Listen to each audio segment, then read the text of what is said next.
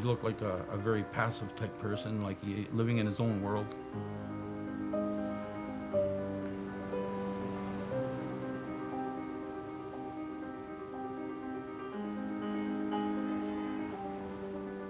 He had long hair. He had a nickname that people said used to call him as Jesus Christ.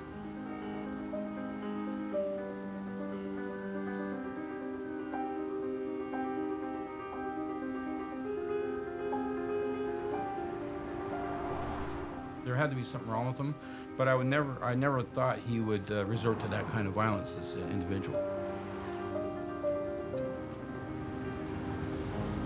And then that night to see him do what he did, it just kind of blew me away. I just couldn't believe it. I said, gee, I never thought a person like that could do a thing like this.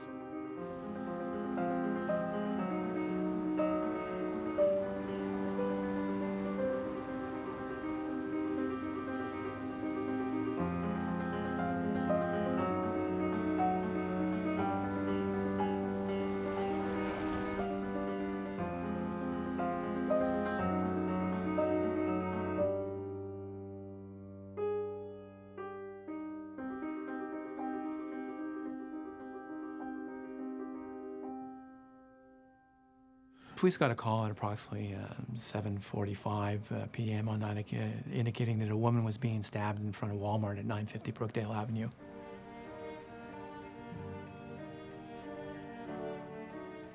His victim was a 22-year-old female who was a resident of the city of Cornwall. She was a young lady who was about to get married in the very near future.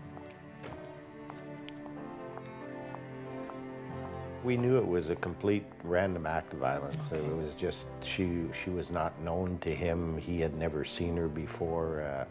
The devil told him to stab the prettiest girl that he's seen.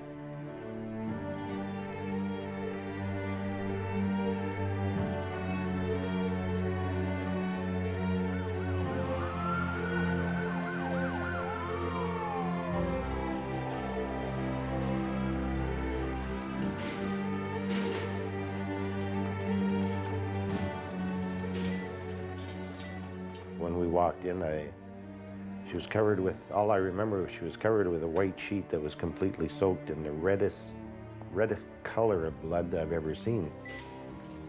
We didn't know how many times she'd been stabbed. No. So when you arrived at the hospital initially, you didn't know if she was going to live or die? No. That's right. No.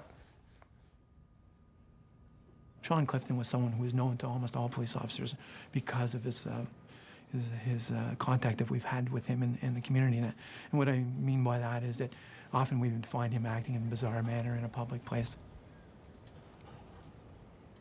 Routinely we'd come across him and we'd see he was in a distorted state or a delusional state, but not in a violent manner. But this particular event was a total surprise. This is not something I would have predicted from him.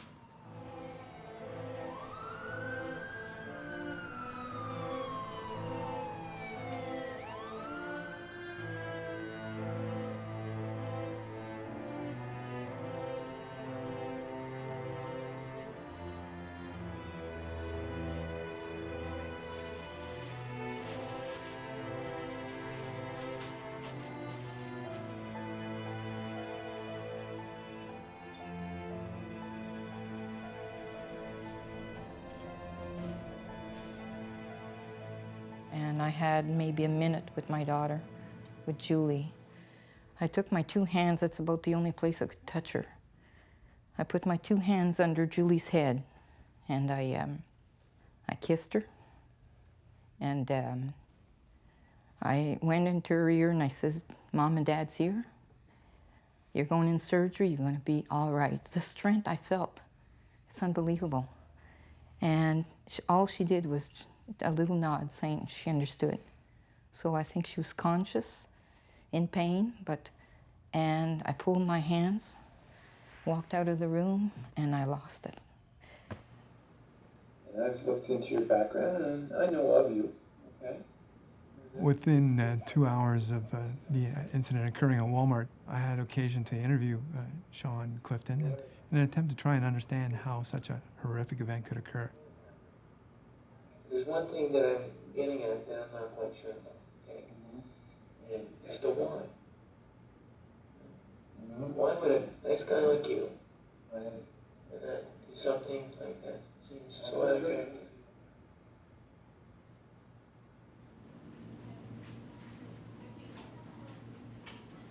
When they started the surgery, one nurse kept coming out and telling us, okay, so far so good. And then they come out and a lung had collapsed. Then they came out and said we had to put a chest tube in, and like it kept getting worse and worse.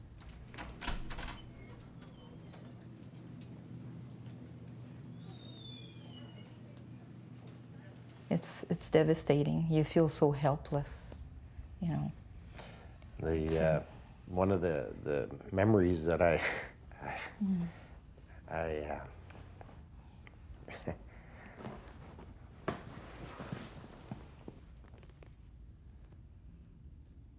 I'll be back.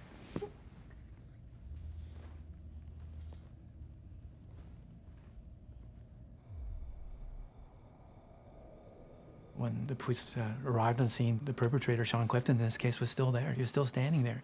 He wasn't trying to avoid detection or flee from the police, and he was standing there. And what was interesting was the fact that when the officers approached him, he was like in a trance. He was just staring.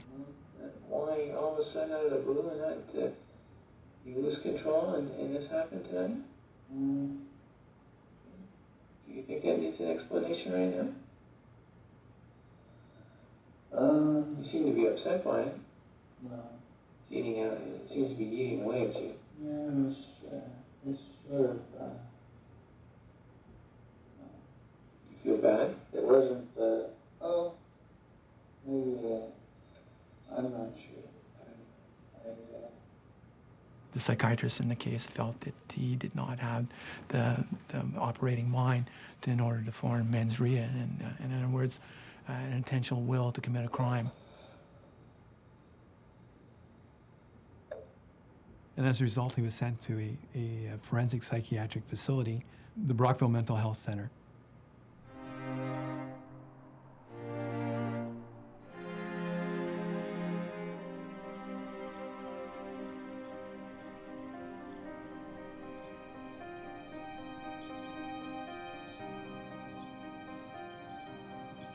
This is not like a psychiatric unit at a general hospital where you would take your mother. The Brockville Mental Health Center is strictly a forensic psychiatry unit, which means every client here has some sort of criminal charge. They're not, Hey? Okay. We're trying to get them to do our rounds too. Sorry.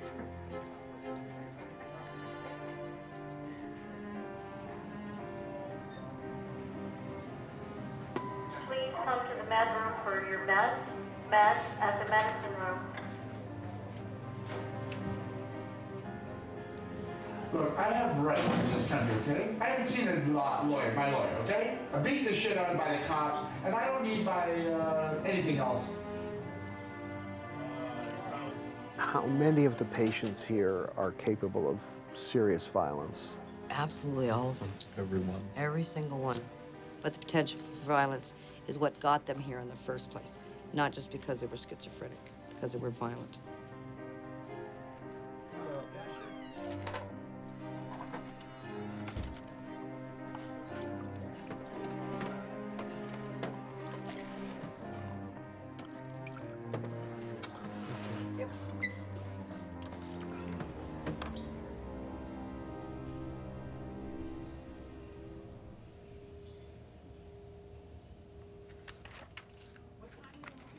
Could transfer this person down.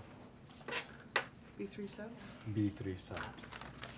Now, is anyone going from the north? Mr. Clifton is one of the most ill patients that I've seen in my career.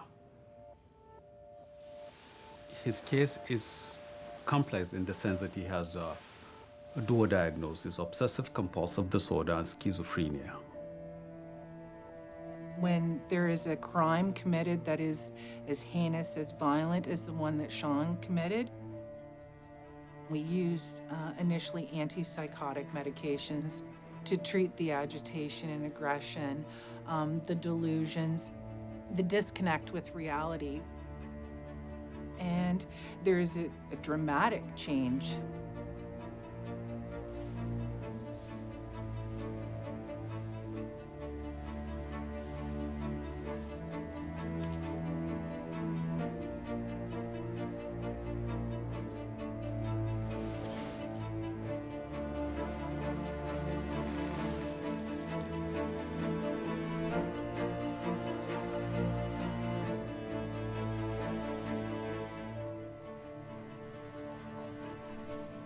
What was Sean's demeanor like? Flat. Almost robotic. Yeah, yeah.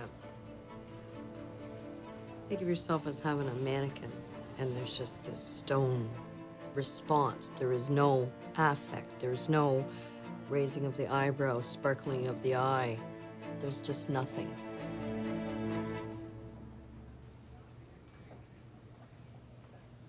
He was very seclusive when he came in. He didn't interact with anyone that he didn't absolutely have to. He would sit in a common area, but not where other people are sitting. Sean was so tormented and preoccupied with what was going on in his mind that the world outside of his mind didn't exist. And he didn't care about it because he was so bombarded with thoughts and impulses and rituals that, you know, if you spoke to him, he'd look right at you, but he's not hearing you because he is inside his mind. Well, of course, with schizophrenia, he was very, very paranoid. But the most striking thing about him at that time was his obsessive compulsive disorder. In my years here, he had the worst case of obsessive compulsive disorder that I've ever witnessed.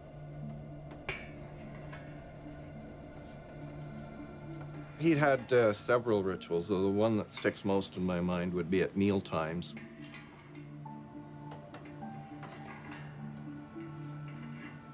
Sean would have to put that tray back, and then he would have to adjust it 5 or 10 or 15 times.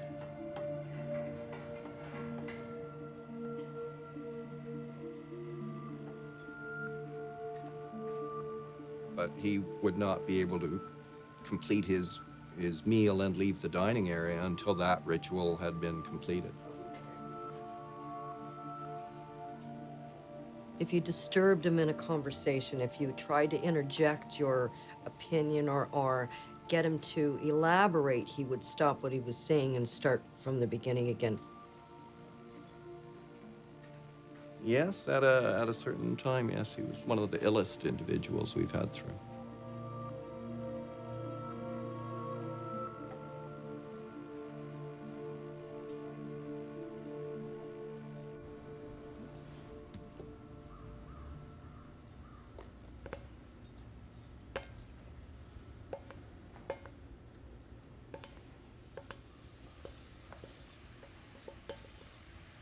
I have 6 stab wounds. So, some in the hand, some in the back, the leg. I had 2 different surgeries. I have a laparotomy and a thoracotomy. So, a lot of incisions under the left breast. And I had another one in my stomach to open up to make sure that there was no serious wounds, puncture wounds. I remember feeling like I was never gonna get better, you know, so much pain and just, you know, the pain takes over and you're not sleeping and you just feel like, you know, am I ever gonna get back to that same person? You know, I was always a bubbly, outgoing person. I find it kind of brought me down and I was a little bit more angry, just the little things I couldn't do.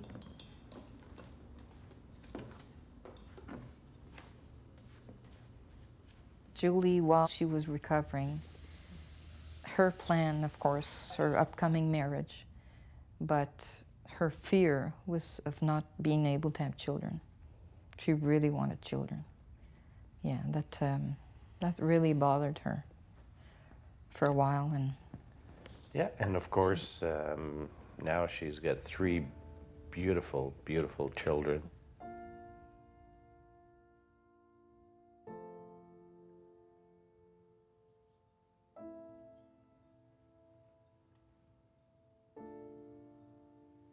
I had a lot of help.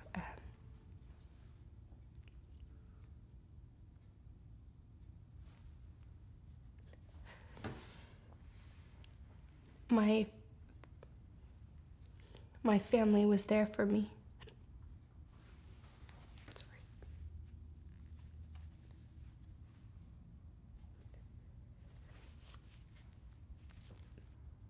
I'm lucky that I had them with me, you know, through everything.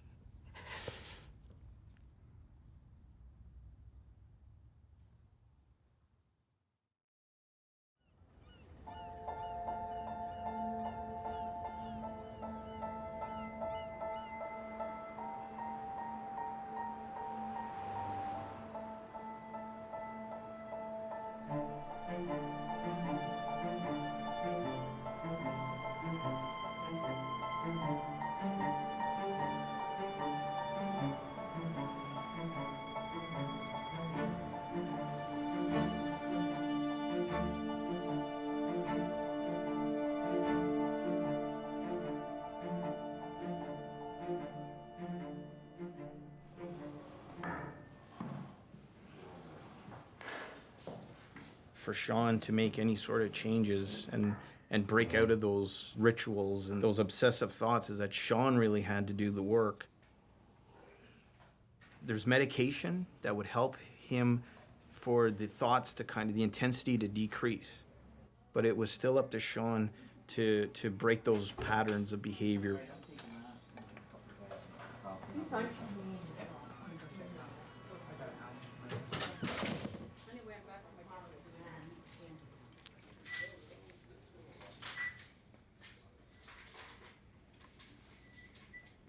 Go ahead. All right.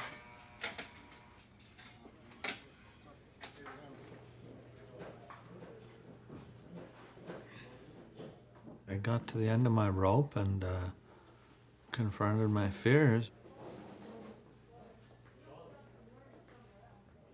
I had a lot of irrational fears, things I was afraid of happening if I didn't do the rituals. Like from the start of this thing, I wondered, why am I fearing this, you know? Like, why do I have to do this stupid nonsense? Some fellows have a specific horror that they're trying to avoid by going through these rituals. You know, something bad would happen to my sister or my neighbor or my, you know, that kind of thing, where it would be a specific, I'm going through this to avoid them coming to harm.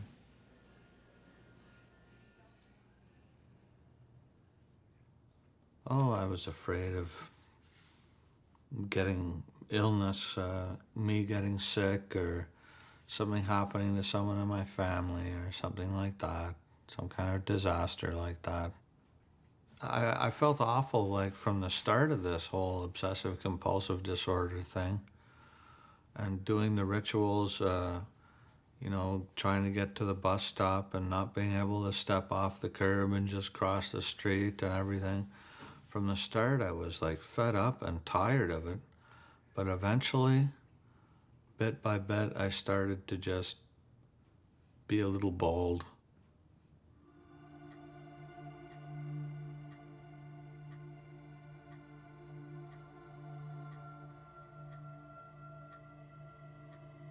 I had to watch the seconds on the clock for 10 or 15, 20 minutes before I could leave the TV room and stuff like that.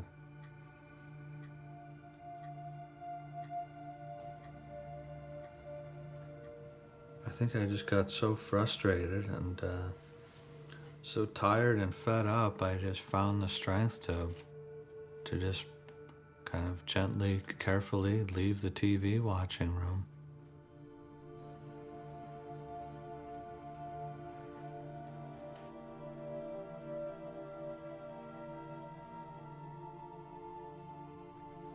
And with every day, I got a little more frustrated and fed up, and started to just, I guess I still felt afraid, but I went ahead and stepped on cigarette butts on the sidewalk and all those things I was afraid to do for 4 or 5 years. He's worked very hard himself. Yeah, Very there has hard. been an amazing transformation in the gentleman.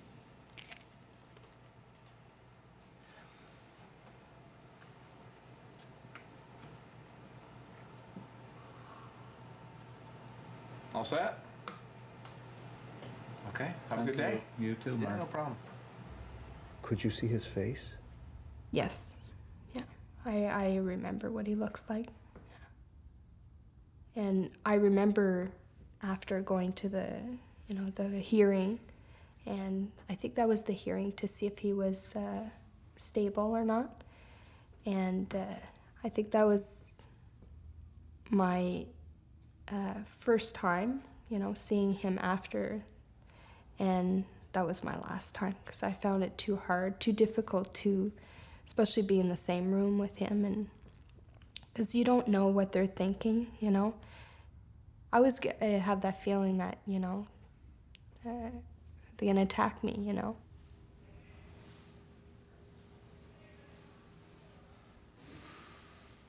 After the court hearing, he was charged with not criminally responsible. He ended up going to Brockville. And I felt in me like I was safe now. Like he's gonna be there in my mind for a very long time. And, he'll be taking his medication. And I guess I just felt like I never really thought of later, what's gonna happen later.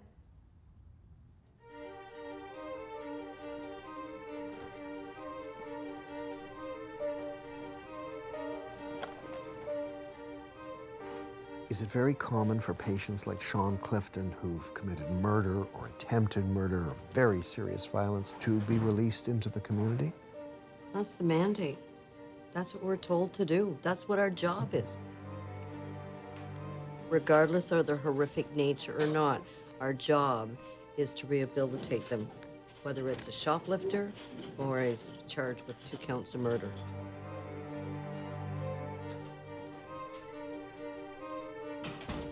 Nobody ever really just goes.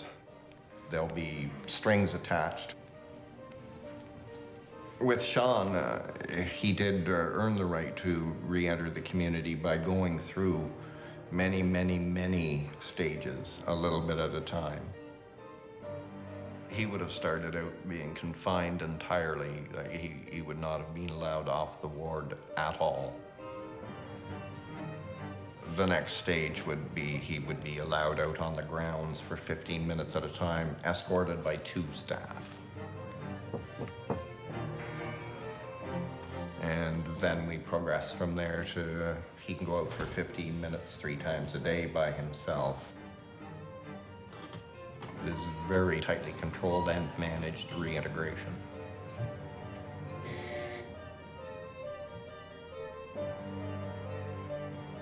He had to prove to the entire team that his risk to the community was basically no more than anyone else's risk. With Sean, that took 8 years.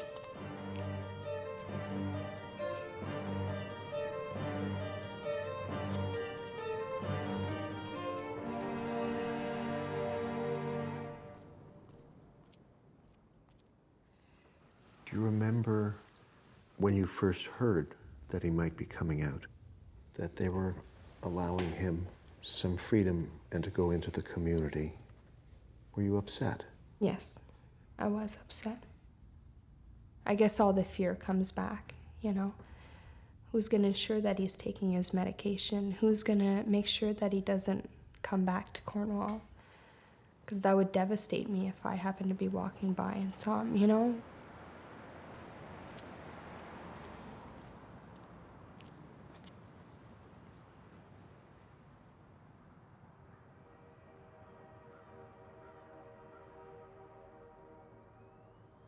You come out and you're rooming with another forensic patient. Is it in your mind that, you know, gee, what happens if he reoffends or if he stops taking his meds? Is this something that you gave some thought to? Yeah. Yeah, it's a bit of a fear, but I'm constantly trying to remain friends with Sean, so that that doesn't happen. You know, it doesn't try to solve the problem before it becomes a problem. We met in the hospital. Took us through a list of stuff that like rules for the apartment, so that we knew what was going on. What kind of rules? I think it was no violence towards each other. That was my main one anyways.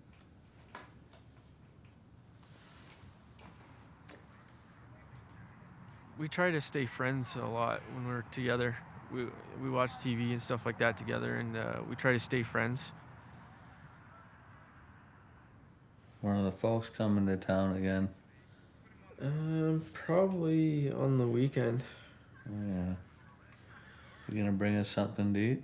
They brought us ham this time. There's ham in the fridge. Yeah, I saw that. Yeah. There's a bottle of gravy in there, isn't there? Oh, that's baked beans. Oh. My mother made some baked beans.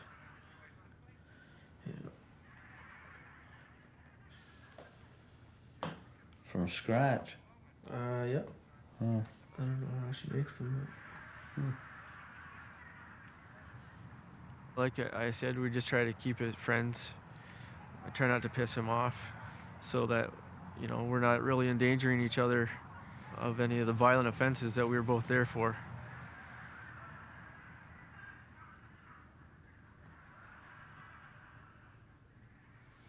People think I'm a good fighter, I think, so that's good.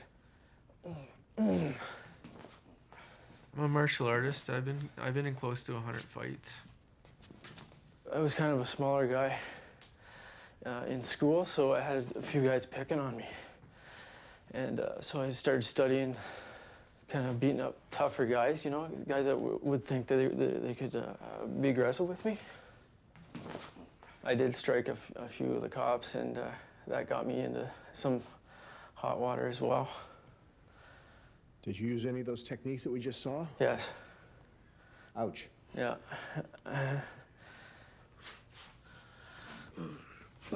I got a reputation. Nobody wanted to mess with me. Yeah. Did you have to beat up a few people first to get the message out there? Yeah, I did. I did. Will has no insight, if I can say that, into his mental disorder. He believes totally and completely that he does not have a mental illness.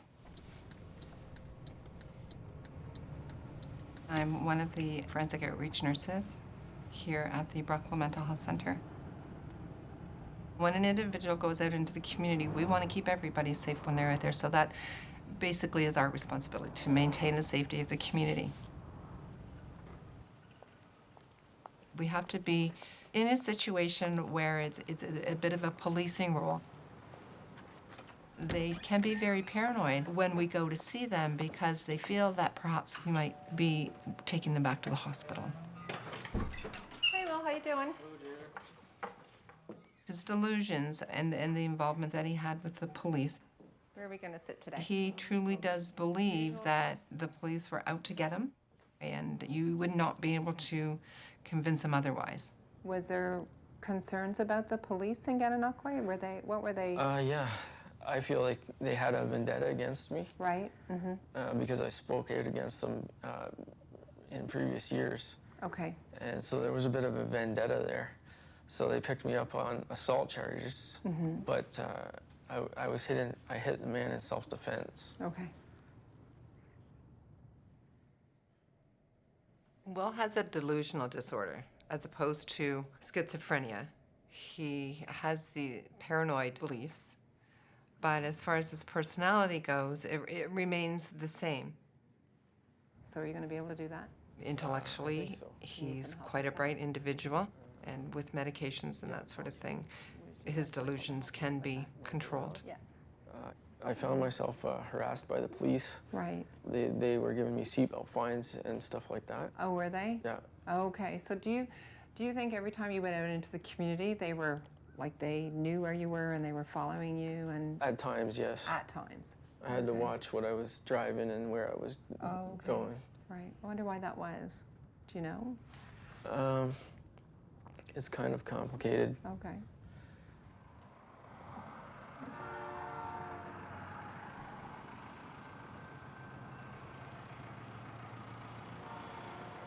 Hi, is it Dixon? It is. Dixon, I'm Sean. Hi, Sean. Nice to meet you. Nice to meet you. I'm the meter greeter for the car wash these days. Okay. You can take a seat in the house if you want. We haven't got any reading material right now like they were planning on.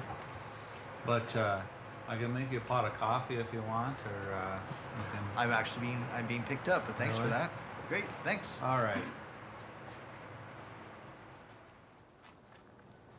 I offer to make coffee for the guys working in the car wash. Jim, you want a coffee?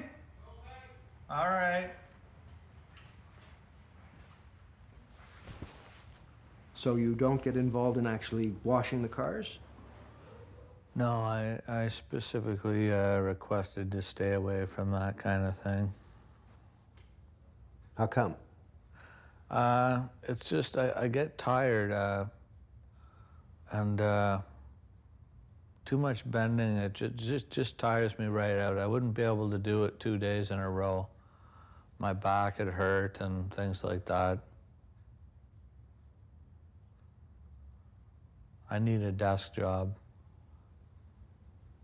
I might as well get comfortable.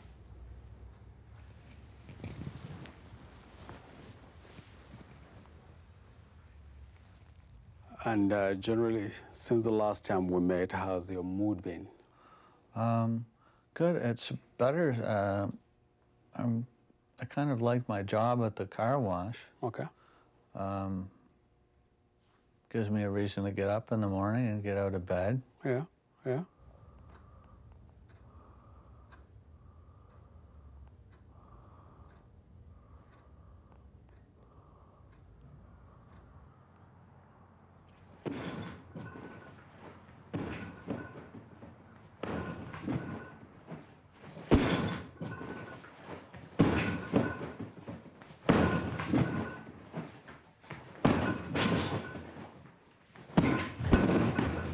I was there at a home visit, and he decided that he would practice some of his martial arts skills on a punching bag.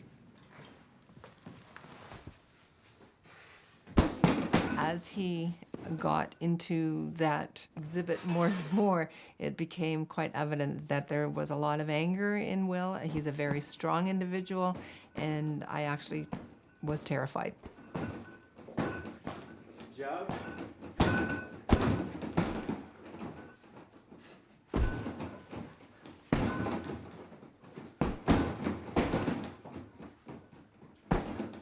The police have always been something that Will has been quite paranoid about.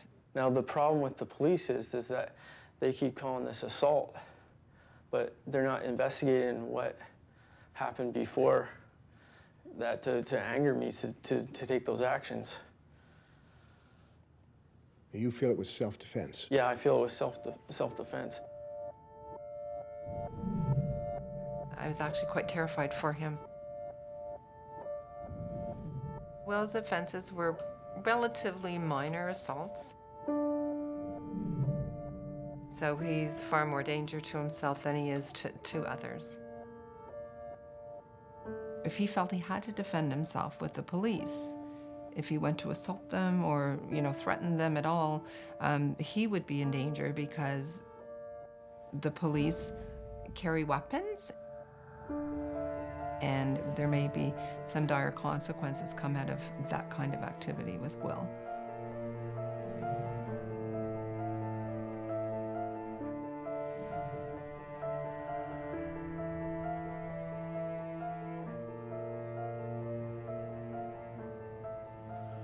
This is my antipsychotic medication. It's called olanzapine, and It's the only thing standing between my sanity and complete madness.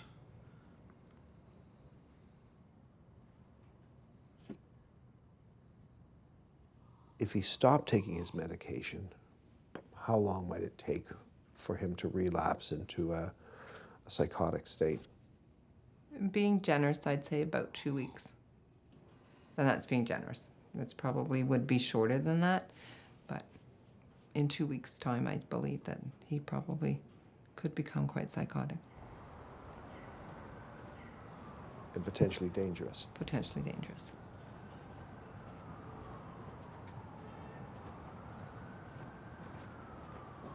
What would you like to see happen to Sean Clifton? That there's a law passed that if ever he is free, that he has to be subject to take medication regularly, regular blood tests to ensure that he is, because who says he won't do it again? Just knowing that he's kind of free.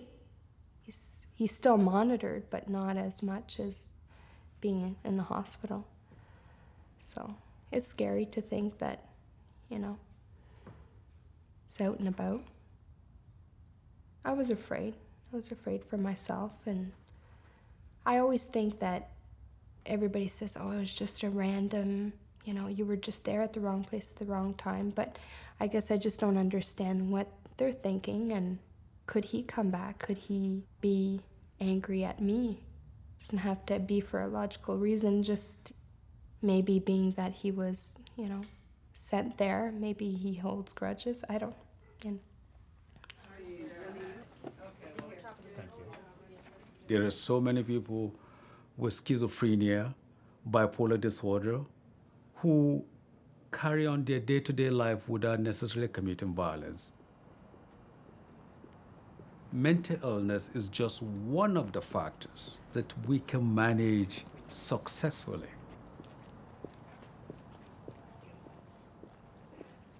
In 2 weeks, I have a hearing with the Ontario Review Board.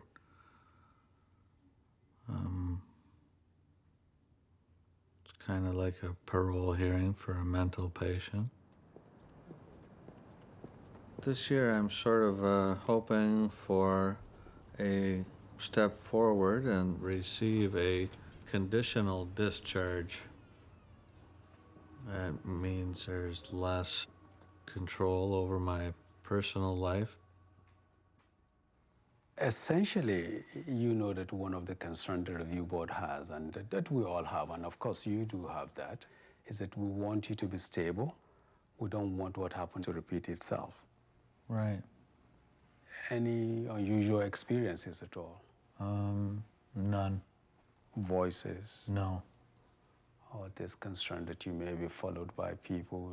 No, nothing None of like those that, things? no. Okay. Tell me, have you been taking your medication regularly? Oh, yeah. Okay. Yeah.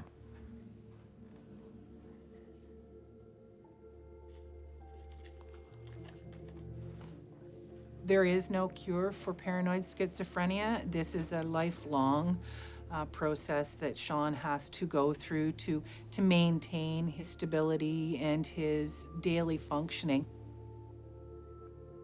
It's not nice to have to take pills. I'm hoping there'll be a day in the future when I won't need it, but the doctor, I think, would tell me that I'll need it for the rest of my life. How do you feel about that? Well,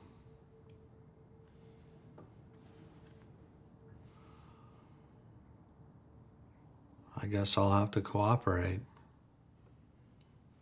They'll haul me into the hospital if they suspect I'm not taking my medication.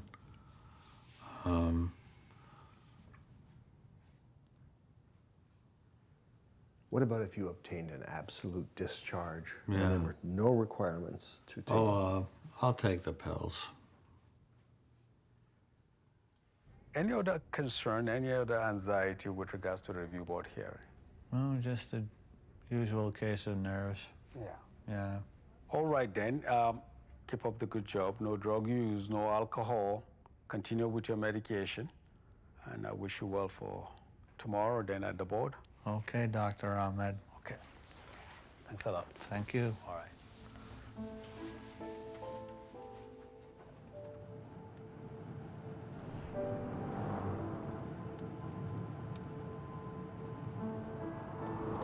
I'm the father of the victim in this case, and I attend the Ontario Review Board hearings annually.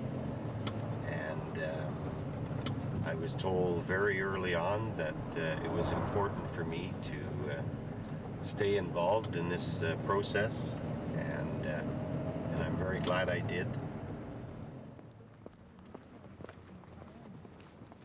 We all know that if patients like Sean do not take their meds, some of them decompensate rather quickly. It could be a week, it could be a month, it could be 2 months. If he's got a complete discharge and he's in society and he decides that he doesn't need his medication, the same thing that happened to Julie could happen to anybody. And this is my plight. I don't want this to happen to anybody else. I never went to the hearings. I had worries. I feared Sean. I couldn't bring myself to face Sean Clifton.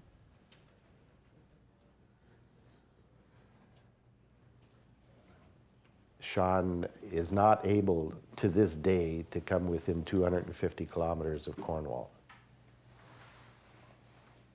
What if he comes back here and comes after her, you know? All right. Okay. So I don't know what is taking that previous hearings. Well, the father of the victim was there every year except last year and I think the year before. He only missed twice. But this was the first time I've seen the mother there.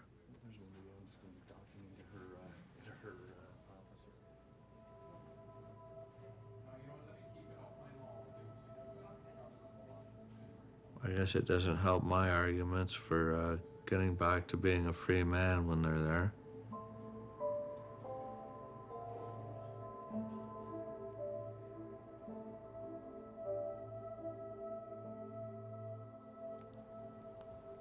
Well, after the board, they don't just come out and give you a decision right there on the spot. It usually takes a couple months.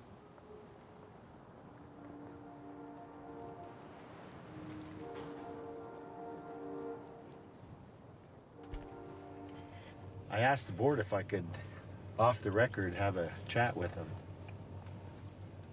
And I explained to them that as a Christian, I wouldn't feel right in my skin if I didn't do everything possible to make sure that they don't go out and attack your daughter, your daughter, your daughter.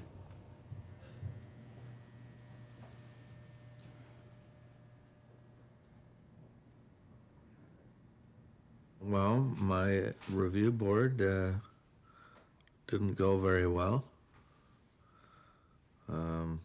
They brought up things from the long dead past, read police reports that were full of untruths. Overall, they made me sound like a serial killer, like this is, like I don't understand anything, or I just don't know how to act, like I'm not, you know, like I don't know how to act in society or something like that. I wasn't half the madman they suggested I was. When the Crown made his closing arguments, he portrayed me like twice the madman I really am. I'd like to know where those who made those reports to the police, because there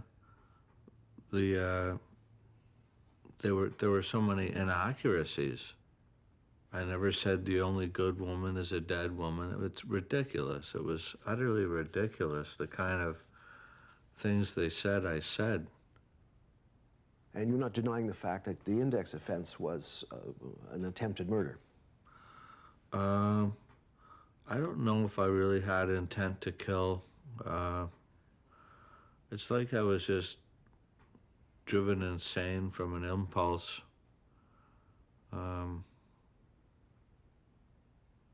I don't really know if I intended to murder anybody. How would you describe your mental state? I was a mess. The day of the index offense, it had been years and years of the rituals, and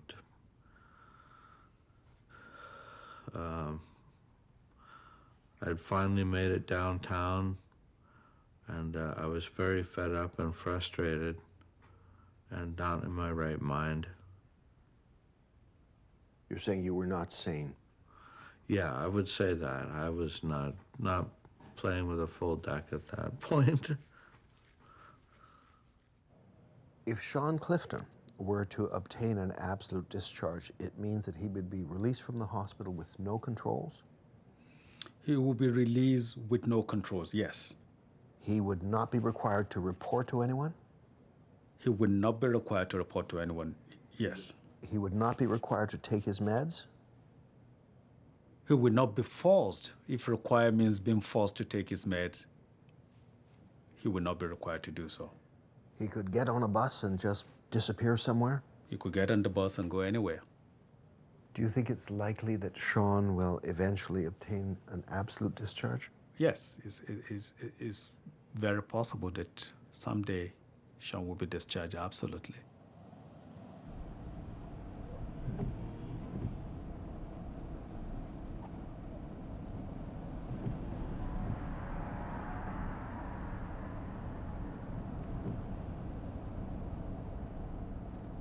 I don't have that much to say.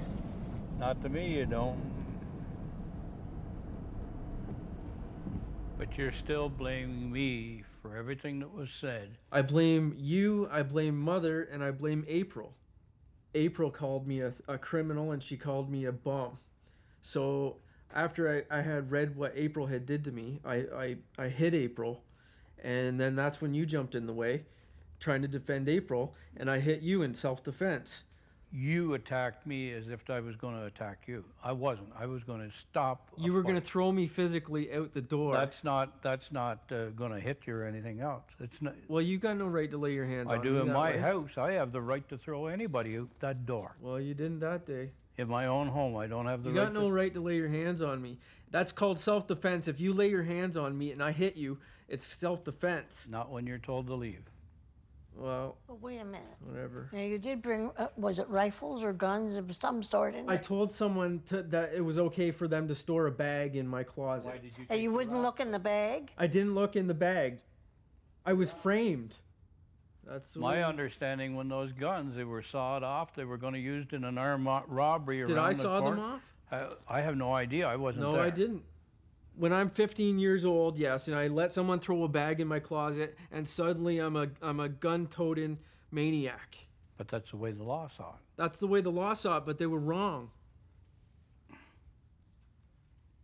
Okay.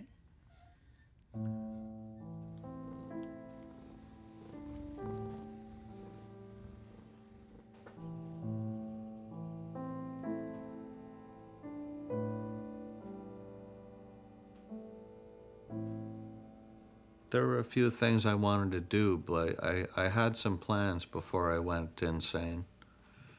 And I'd like to get back on track.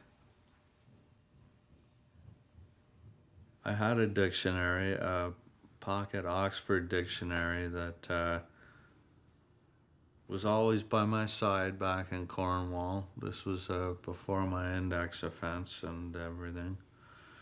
And used to watch TV with the dictionary at my side, used to sleep at night with it on my nightstand. And words had just come to me. If I didn't know the exact meaning of a word, I had to look it up. It was fun. It was a real love.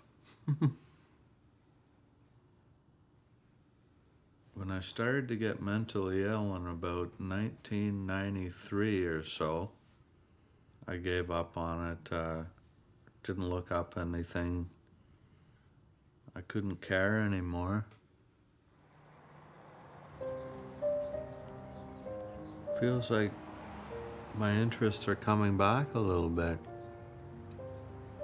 I haven't got much proof of being a real intellectual, but I did have a desire to be one. It just popped into my head. I had to buy a dictionary, so.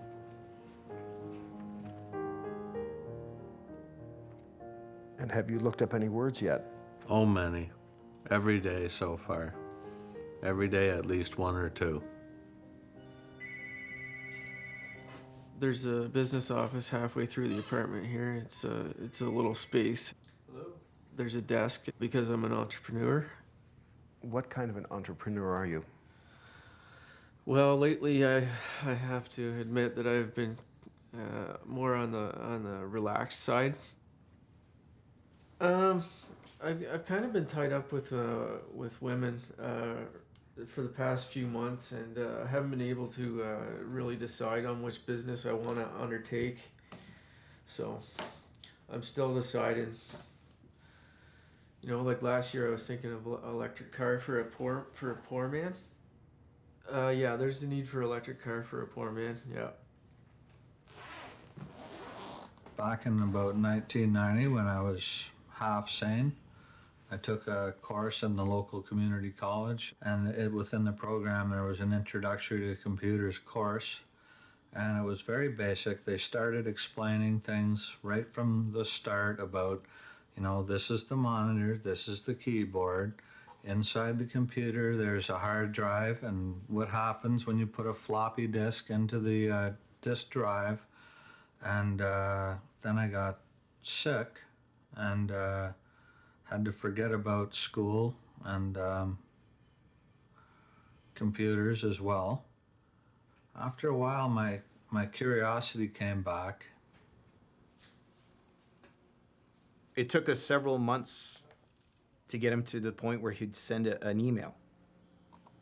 I opened an email account this afternoon. There it is.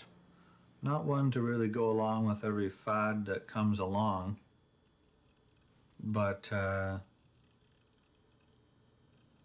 it's sort of going to be challenging, and I'm kind of looking forward to the challenge of becoming computer literate. It took him several weeks of thinking about it, what he was going to write, exactly how he would write it. And I realized I had to type in 1968 instead of just 68. So I got that, I overcame that, and then finally it told me that I'd opened an email account for myself. And then I came into work a few weeks ago, and there's an email. Sean Clifton sent me an email.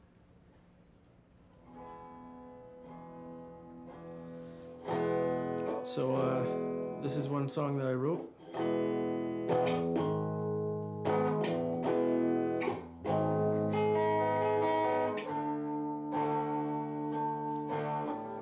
It really bugs me when I see other guys don't treat you like a piece of meat. I feel jealous when guys hit on you. Can't fight every guy that you meet. What if Will snaps and does something at random? That has occurred to me. I guess I'll have to deal with that when it happens. If it happens. He could reoffend, and I could reoffend as well. Yeah, I do martial arts, and I've been known to defend myself, so. I won't say I keep an eye on Will, because I'm not his mother or anything like that, but I'm just aware, keep an eye on Will the same way I would any other forensic patient. After all, that's why we're forensic patients. If I was sleeping and he's in there for an offense where he stabbed somebody, he could stab me in my sleep. But I don't think Sean would. I don't think Sean's that kind of character.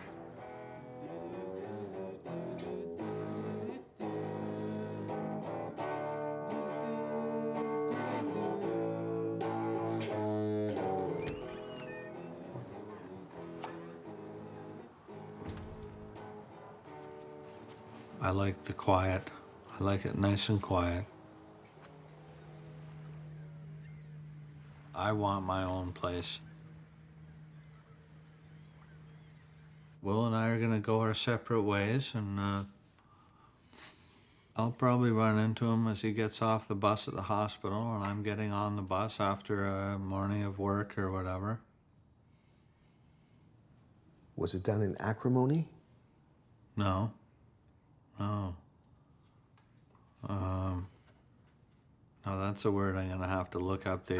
I think I know what it means. Acrimony, like it's bad blood, and yeah. Acrimony, harsh or biting sharpness, especially of words, manner, or disposition. I was close enough.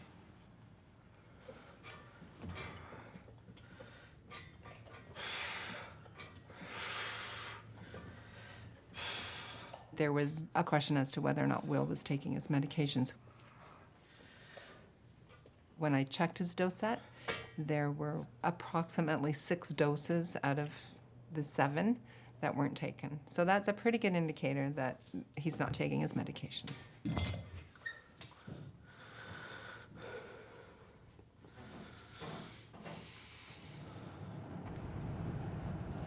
Well, I'm on my way to see Mr. Bilo, and he's going to have his injection this morning. The reason he's getting an injectable medication is Mr. Bilo has very little insight into his illness, and he believes that he doesn't have a mental illness, so it's important that he have that injection. If he decides that he doesn't want to, Mr. Bilo would have to come back to the hospital.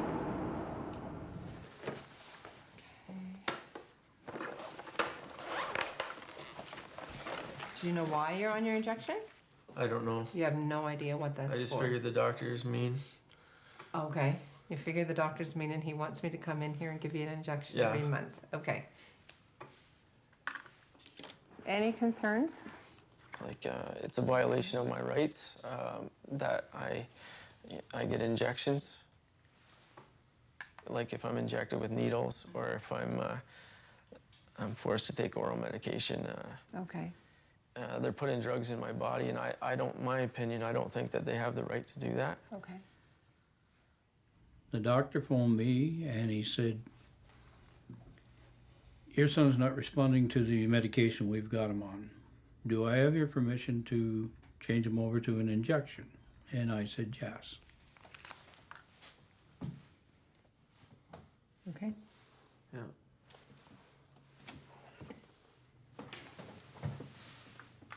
Just hold up for a minute.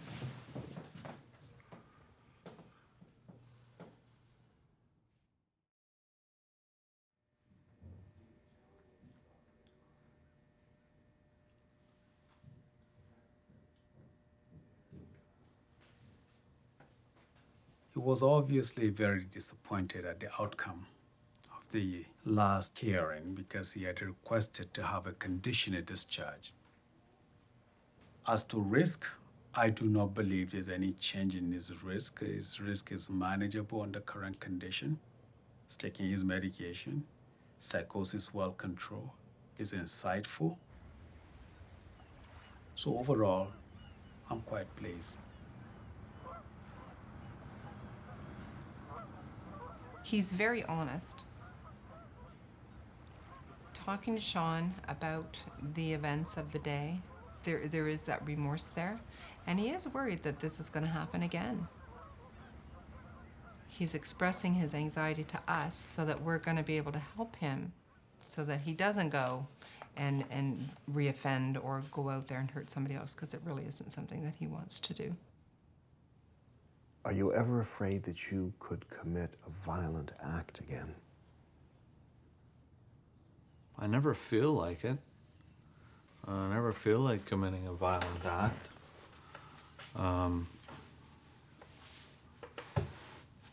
But stranger things have happened. I don't think I will. I really don't think I will, but I didn't think I'd ever really do what I did that day at the shopping mall. How long has it been since you committed? 12 years. And in 12 years, no further violence? No, none. I sort of had something I've been thinking about. I've been thinking about a letter of apology to the victims of my index offense. Okay. I don't have a clue where to start. Okay. I'm not sure how to word it and things to actually do it. I'm not sure how to actually do it. I'm not sure how to word it. I think it's going to be stressful to write this thing, even with the help and everything. It's going to be stressful. But I think it's something that, well, its time has come, and I don't think I want to put it off any longer. Okay. Right now, if you could think of one thing you would like to say to the victim as a result of your actions, what would it be? Okay, the first thing that comes to my mind is that she's afraid to go out in public anymore. This victim is afraid to go out in public. I'd just like to tell her she wasn't singled out. It was just a random thing, random act. Before that day, I didn't really feel anger towards anybody, but I did feel carried around a lot of pain, but I didn't feel like hurting anybody. It was a kind of a spontaneous act.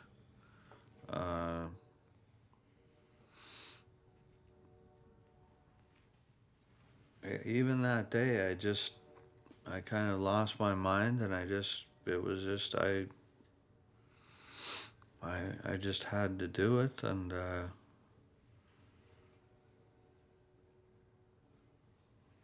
I just kind of had to do it, I guess. I was pretty sick.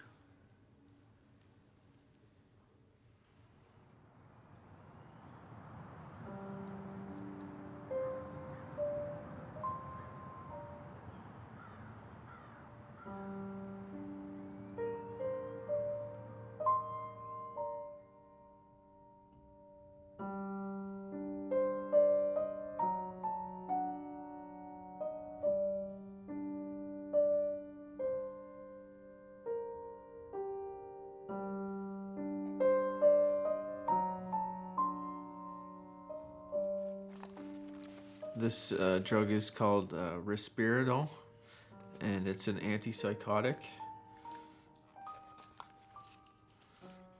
And I take by injections. I take paliperidone, which is the same as risperidone when it gets into the body. I wasn't taking my pills. I was hiding them under my tongue before. Yeah. And why was that? Because I didn't agree with them forcing me to take drugs. Since there's been a change in Will's medications 6 months to a year ago, there's been a significant change in Will and how he's managing. He does have a long way to go, but he's progressing, and I think he's doing okay.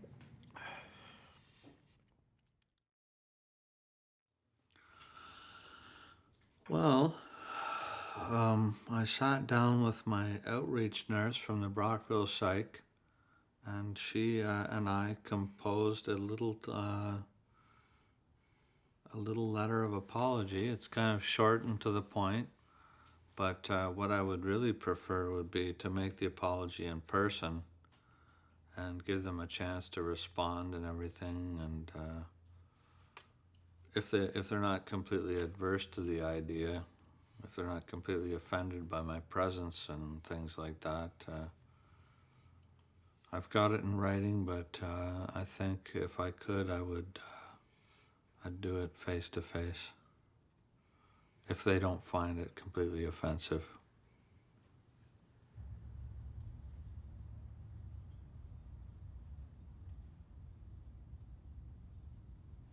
As much as I know that it's just me at the wrong place at the wrong time, why is there, why me? I guess if that makes any sense. I guess there's a lot of different questions, you know. What is it that made him lash out, you know?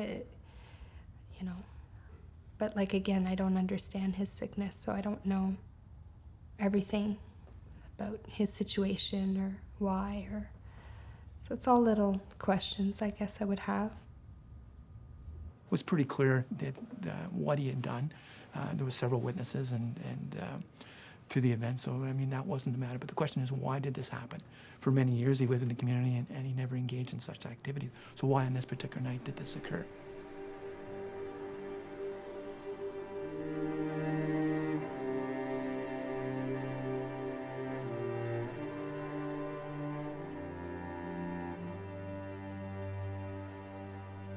I don't do these kind of things on a regular basis, John. Things were terribly wrong that day in a number of areas. I was just a weak little kid, kind of sickly and really hurting somebody. I was more picked on and put upon than I was an aggressor, for sure. I was not aggressive. That was not part of my makeup or anything.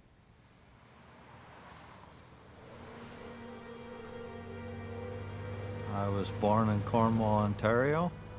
It's right across the St. Lawrence River from New York State.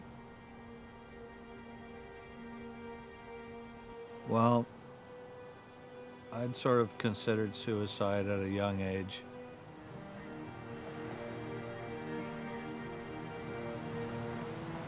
On occasion, my mother could do some very disturbing things. My mom used to play dead with my brothers when they were just little boys. Frighten the hell out of them.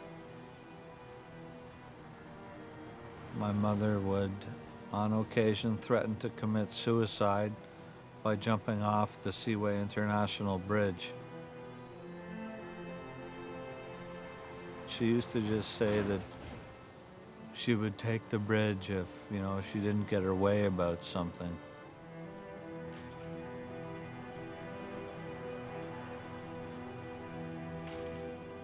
Trips downtown could be difficult and painful. I was sort of used to being laughed at by kids younger than me.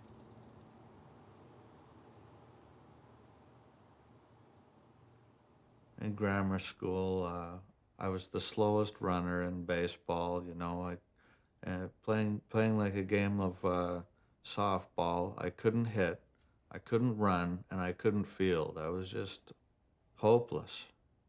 Couldn't climb to the highest rung on the monkey bars. Couldn't get right up there on the highest rung. Couldn't do that. The other kids would get up there and look down and laugh at me and stuff, and I couldn't climb up. I was singled out for being picked on, bullied and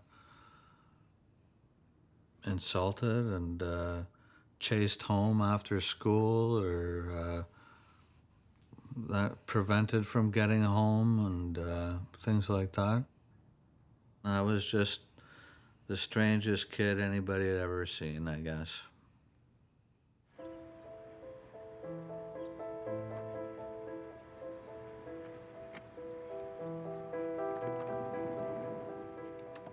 I thought I was under surveillance by the police department.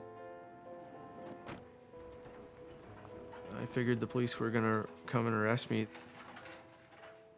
I feel like they had a vendetta against me. And so you fled and you lived in the woods for a while? Yes.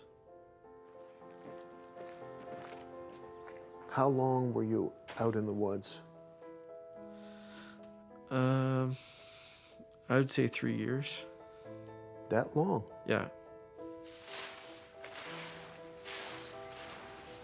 And you were 100% convinced that there was no element of mental illness in any of this? I wouldn't say 100%. You have some doubts? I'm not sure about some of it, yeah.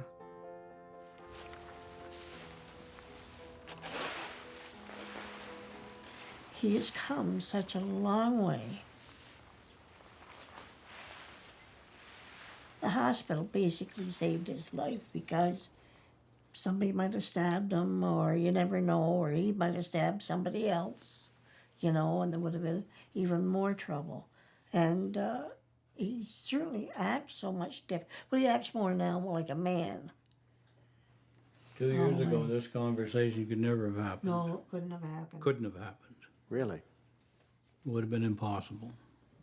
Those two would have been screaming at one another. I'd want to jump up off the chair. I would just be fearing for my life. It would have been awful. You could not sit like this and discuss, you know. I'm right, aren't I? Yeah.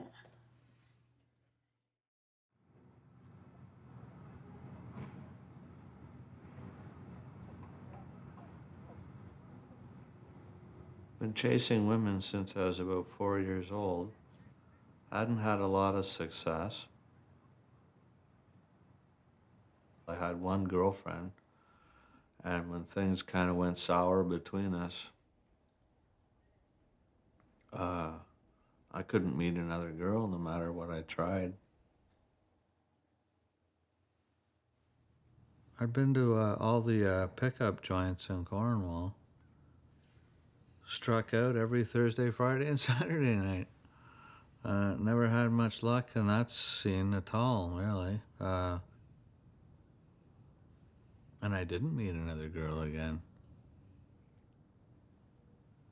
Never had another girlfriend, just had one in 5 years of high school.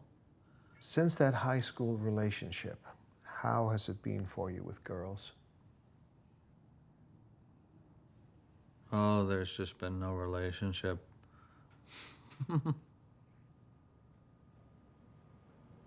He had a concern with women and the fact that he'd never been able to maintain or establish a relationship with a female. And as a result, he harbored a tremendous amount of anxiety towards women because of that. They hurt more. Being disliked by the girls hurt more than being disliked by the guys. Somebody once made a joke with me about being walked all over with high heels. That piece of information we thought might have played in as to why he selected a random female in an attempt to kill her, and we felt that it was because of this belief that he had that women had shunned him and that he was unable to have a relationship with them. Have you ever been told everybody hates you? Have you been told that, John? I've gotten that shit. And I think maybe I'd have to think back, and I'd really have to wonder, did it happen more than once that someone said, everybody hates you, or, you know?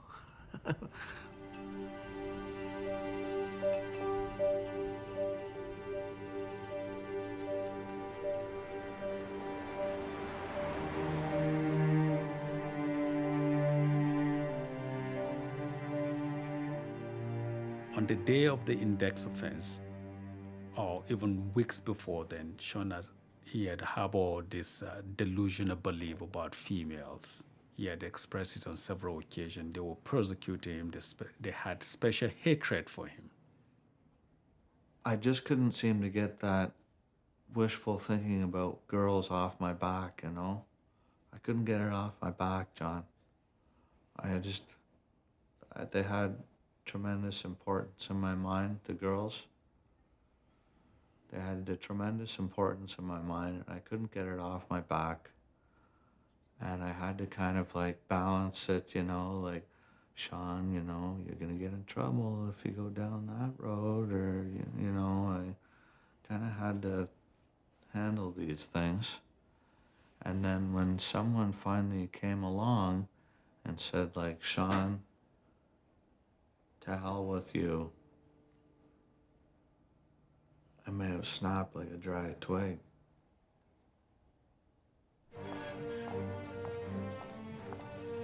Unfortunately, the victim was identified as a representative of the people that hated him. and he was full of anger, and the anger was psychotically motivated as well. This person is a representative of the gender that didn't like me, and I was going to take the person out. He was motivated by a disorder, a disease of his mind. I felt so upset. I could see myself losing control if I didn't talk to somebody.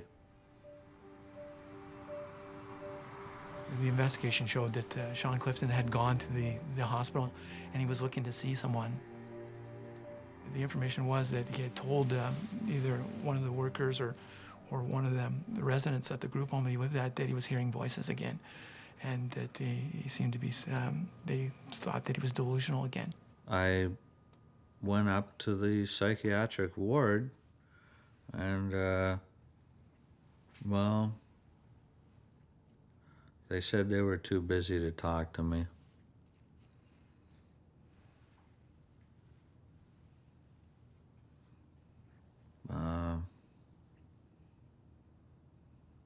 I don't think they realized I'd about reached my breaking point.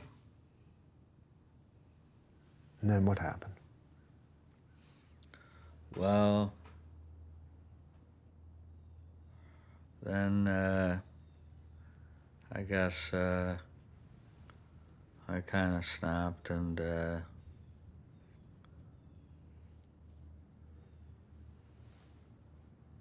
I think I lost self-control. The brakes were off. So consider it like a car that doesn't have a brake on a snowy day.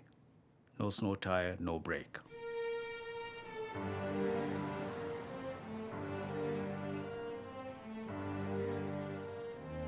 But I couldn't stop it. I just couldn't get a grip on myself once things started to roll. Things were terribly wrong that day in a number of areas. A number of things went wrong. The impairment of the OCD and the slipping away of my self-control. Like I didn't care if they put me in jail forever, you know.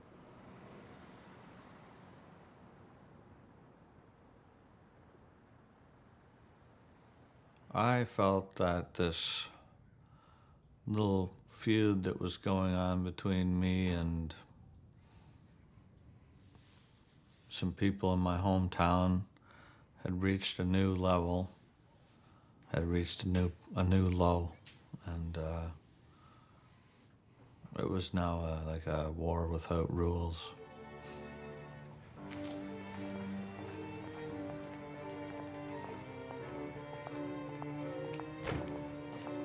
It was just a regular night. We had decided to go for a coffee, but Lynn had just had a baby and wanted to get formula and diapers. So I said, well, let's, take a ride down to Walmart before heading out for a coffee, and just, you think that it's just an ordinary night walking in. I sat down at Walmart on a bench in the doorway, and I couldn't seem to bring myself down to earth again once I got that upset. And I think that's when I decided I had to do it. He stood out to me. He stood out so I could see, the long hair, sometimes you just can sense it, you can just see it in their eyes. After I sat there a little while, I shoplifted a knife, and I could hear some yelling, and I was walking towards the door, and he started running towards. But I kind of looked back because I thought he was yelling and upset at somebody. I waited for a member of the opposite sex to come by, and I stabbed one of them. And I felt like he had punched me. So, I just, at that time, everything's going through your head. Like, what did I do? Why are you running towards me? And I happened to look down, and that's when I noticed the blood. So at that point, I knew that I had been stabbed. After that, I don't remember too much. I remember falling to the ground and thinking to myself, if I fall, maybe he'll stop, thinking that, I didn't move. I just wanted to kind of play dead, so I knew that, he wouldn't hurt me anymore.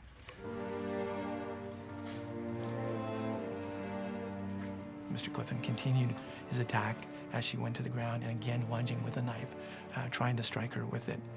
There were several bystanders at the scene at the particular time, and some of them approached Clifton. So that's when I stood in front of him and I looked at him and I said to the person, I said, what did you go and do here? And he wouldn't answer me. He backed away. I could hear yelling, he was cursing, die, you bitch, and all that, just, and at that point, you're still thinking in your head, like, is this it? That's what I kind of felt, it's like, am I gonna see the white light now? Is this my time?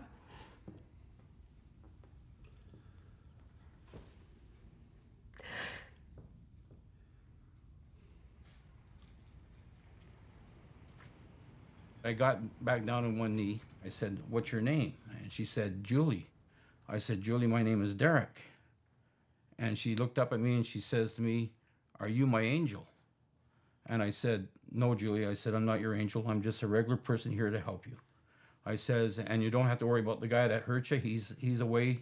I said, and help is on its way. I think after the shock, the initial shock, you kind of start to feel, I remember feeling the stinging and I can only describe it more or less like wet, like that feeling of just stinging and wet and just laying there. And I don't think it took long for the ambulance to get there, but to me it felt like an eternity. Because it was hurting at that point. The pain was unbearable. And then he started ranting and raving a little bit, like he was just, like he couldn't believe what he was doing. He was getting a little worked up. He goes, you fucking bitch. He said, you're nothing but a fucking bitch. And he's still ranting around, and he's doing like pirouettes. He's like as if he can't believe what he did. And then finally, there was a calm. It was just like a calm, like as if nothing happened. He walked straight up to me, and I'm standing right there. I could put my hand right on his shoulder. And he says in a very calm voice, he says, do you think the police are going to come? And it sort of stunned me. I just went, like, what? What do I say now? Then all of a sudden, like when I was shocked to see that, all of a sudden you could see the anger come right back in his face, like the other, I don't know how you say, Dr. Jekyll, Mr. Hyde type thing. Like it was like Mr. Hyde was coming out of him. And he just got angry and he just looked at me and he says, I hope you fucking die, you cunt, and go to hell. And that's when I said, okay. I started approaching and said, that's enough of that. I said, you did your damage. It's done. Drop the knife. You're not going to hurt her anymore. I know I didn't try and get away, but I don't recall considering trying to get away. But you remember sort of lingering at the scene after? Yeah. You remember much of the events of that night? I remember a few things about it. And even though you were fairly aware, you couldn't stop yourself? No.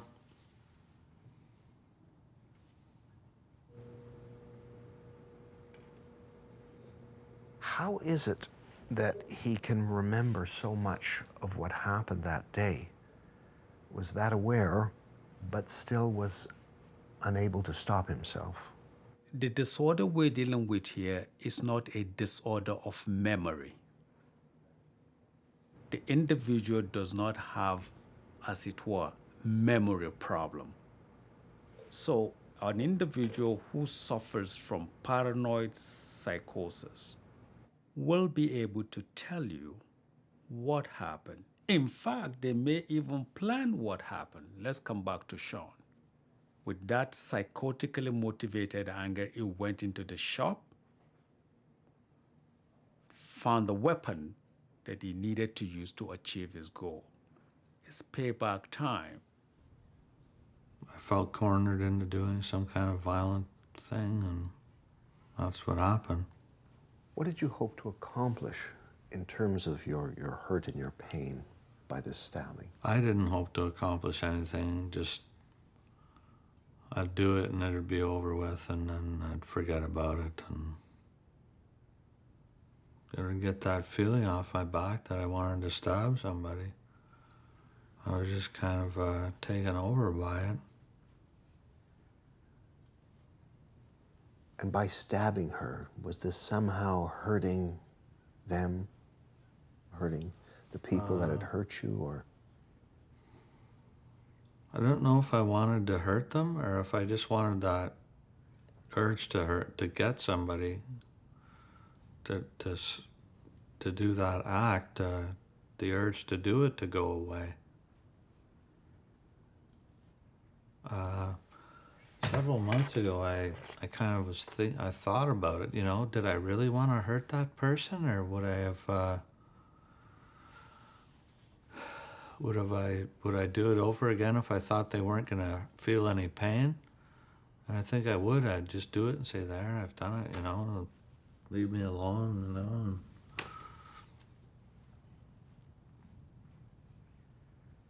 So the difference between a Sean Clifton and a person who is not mentally ill, who commits murder, is the fact that the person who has a mental illness doesn't have a choice in his action. His actions are driven by his illness. On the other hand, a regular person who commits murder has a choice. He makes a choice in their actions. Oh, okay, please have a large coffee with 2 cream and 2 teaspoons of honey and a lemon Danish. Are you suggesting that mentally ill people who commit violent crimes, murders even, can in fact be good people? Oh, absolutely, and I've seen it time and time again. These are good people. He did a very bad thing, but he's still a very good person. And that's why we can never give up on these people, and that because they are good people.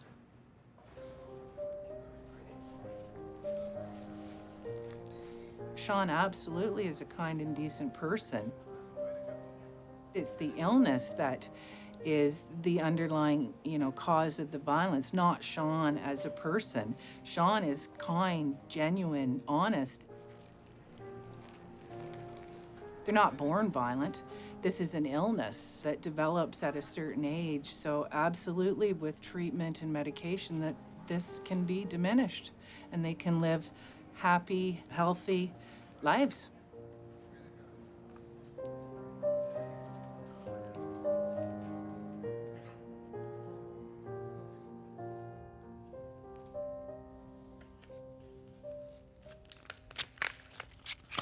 I received this letter a little while ago from Sean Clifton, and have not had a chance to read it, so I will read it to you. Dear Julie and the rest of the Bouvier family, I know that nothing I can say can ever make up for the ordeal and the pain that you have gone through, but I want you to know how deeply sorry I am about what I did to Julie and for the pain I have caused you and your family. I hope you understand that I have a very serious mental illness. That night I was very, very sick. I was not myself. I was not violent before I became sick. I was quite gentle growing up. But the night of the incident, the illness took over me. I could not help myself. I have thought many times about apologizing to you. I was not very well. I found it too hard to put the words on paper. I do not want Julie to be afraid of me or to be going out. She does not need to worry about me. It was just a completely irrational act. If it had not been her, it would have been somebody else. I accept that I have a mental illness. I know I need medications. I know I will have to take them for the rest of my life. Once again, I want to say I am deeply sorry to you, Julie, and to Mr. and Mrs. Bouvier and the entire family. I hope you will accept my apology. Yours sincerely, Sean Clifton.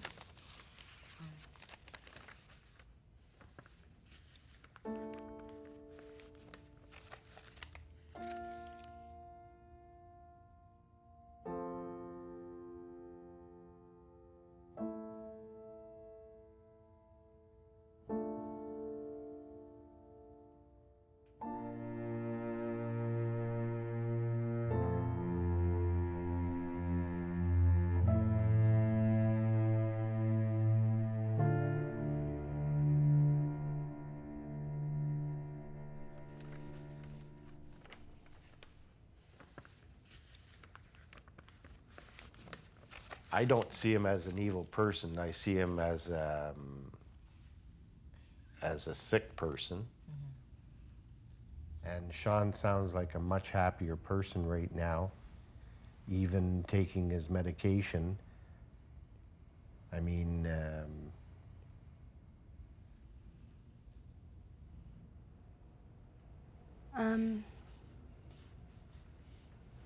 I do accept his apology, and I feel his sincerity in this. I don't find it necessary to do it in person. I think that I get it, I understand. I truly understand that he is remorseful for everything that happened that night and don't hold anything against him. And just to hear him say, you know, that night it was random, it wasn't you, I wasn't feeling well, I was sick, that's good enough for me.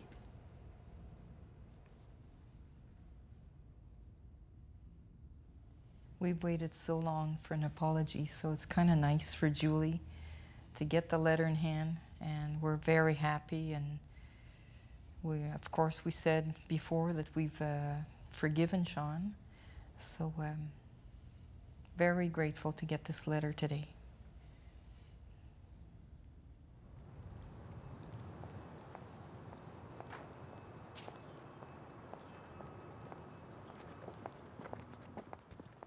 There's been a psychiatric institution in this community for over 100 years.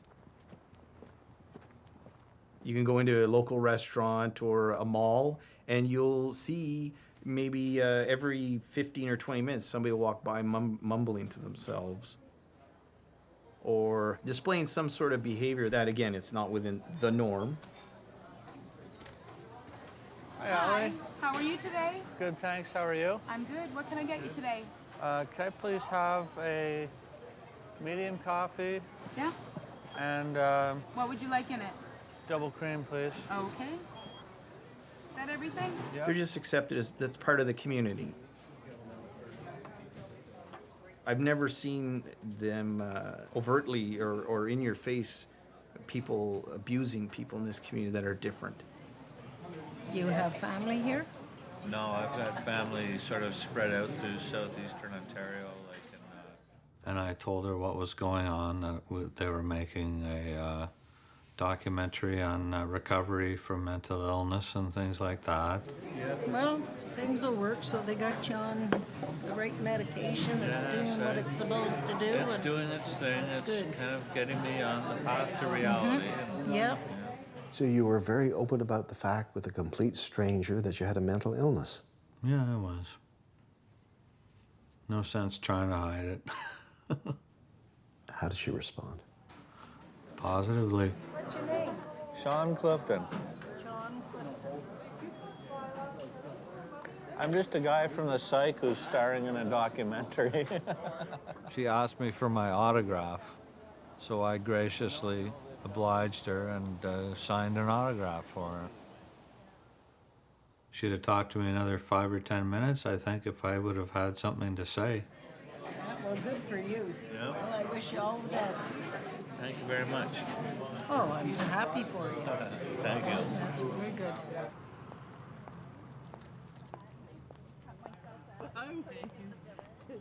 Morning, Wayne. Morning, Sean. How are you this morning? Good, thanks. How are you? Good, thank you.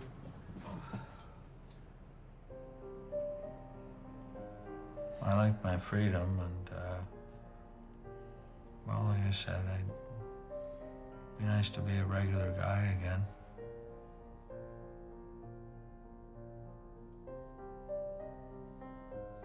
I'm not going to say I want to put the crazy period in the past and just forget about it. It's really been an education, and it'll be food for thought for a long time. I guess I'd like to have my sanity back.